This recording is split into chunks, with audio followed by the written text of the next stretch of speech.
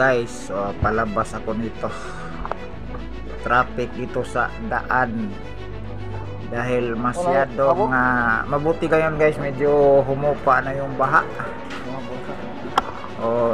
Ito yung baha na natira sa bagyo,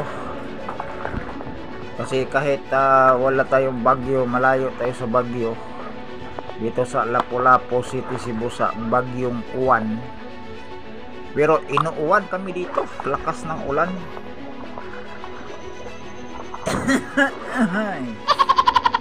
May hangin din, malakas yung hangin. Tapos ulan, kaya ito baha. Ganito ako guys, nakasaklay.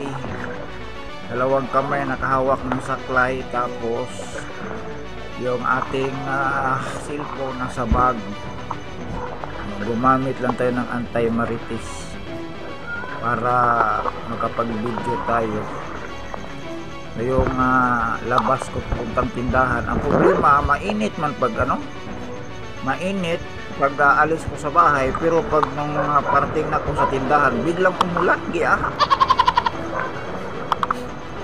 buti na lang hindi nabasa yung cellphone natin na nagkuha ng video. Ito, pauwi na tayo, daan tayo sa bahay ni Marites at pauwi na tayo.